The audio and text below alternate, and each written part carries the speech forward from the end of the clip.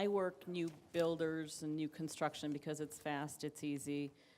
Certainly a lot less time for myself. The paperwork, we do get multiple deals off from one person because they do have friends and family. So literally I've got a couple moving because their friends moved and they want to move by their friends. I've got a father moving next to his son. So you can easily get multiple deals. It's just, it's honestly the easiest deal you'll ever do. Jeff Shore, trainer for new homes, one of the best. I'm sure you've heard of Jeff Shore.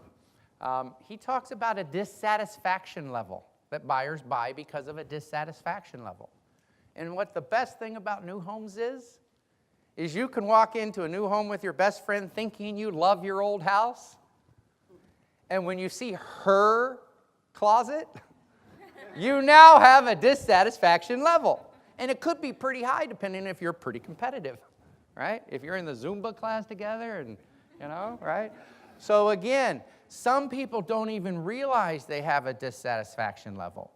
So today, right now, what we've talked about briefly is why would you want to sell a new home? Now we have 20 reasons for you when you go to this website that we've got, that why a buyer should buy a new home.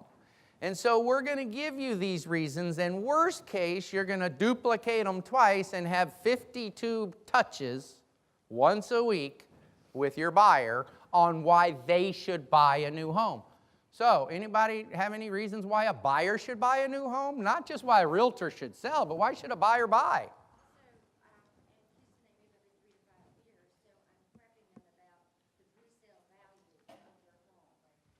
Absolutely. They move every 3 to 5 years. You're prepping them on their old home. You're going to get a contingent deal on the other. Okay, Marianne? It's a better value. Did you know that new homes go up 4 times faster than resale in the first 5 years? Statistically proven. Yes?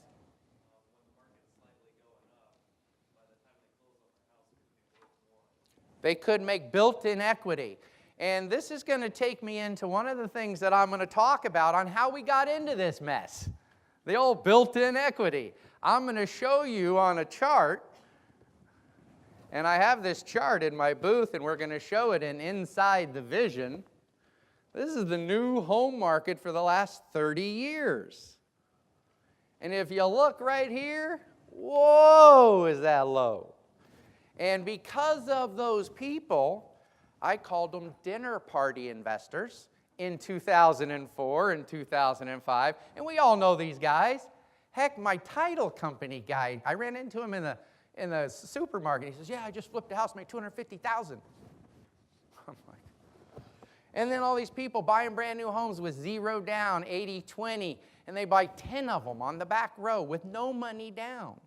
So we had an overage, excess in 2005 of over 1 million new homes. That was the problem. And it wasn't the builders, because the builders had 8 months to build, if not 10 months. In some areas, it was 12 months. In Phoenix, it was 12. You'd walk in and they'd go, yeah, we'll get her done by next year, March. You're like, really, next year? Yeah, really? Uh-huh. And we're only selling 2 this month. And we're not paying realtors. Did anyone's market change and they didn't pay realtors? Let's see your hands. They didn't pay realtors, didn't pay realtors. Anyone else? Come on. It made me mad. And so what I've said is, if I bring you Keller Williams and you are ambassadors, don't ever forget us. When the market changes, pay our ambassadors, because our ambassadors are working for you. So the goal, 90,000 Keller Williams ambassadors. You all sell 1 new home, and we sell 90,000 new homes in 1 year. Would that be the Keller Williams economic stimulus? Right? We don't have to play any games. We don't have to do anything crazy. So we've talked about sell. And we teach you how to do a walkthrough in our videos. We teach you a frame walkthrough, a slab walkthrough, all types of upgrading, final walkthrough. How do you do that? So you know how to sell the home. The last thing that I'm going to mention under sales is how many people know the difference between a competitive floor and a shared floor that are not in the industry or a BTI agent. Okay, so you don't know why they stiff you when you come in. So I come in, I called you on the phone, and I said, hi, I've got clients, Mr. and Mrs. Smith, I'm going to be bringing them in. And so then I come in, and I look, and I see two people sitting there, and you don't stand up. Another guy comes up and says, hey, can I help you? And I'm like, yeah, I called in. Oh, he turns around, then you get up. What kind of floor is that? A competitive floor. See, they either compete or they share. And so imagine if you're an agent with a sale and someone called and said, hey, we got Judy's client up here at the front desk. Could you come help her sale? You'd be like, no, it's not my client. That's their issue. You're not their client. You're not their up. So you didn't know why there was a little bit of rub, but it's just their industry. So we're trying to teach you their industry. Okay? Makes sense? Any questions so far?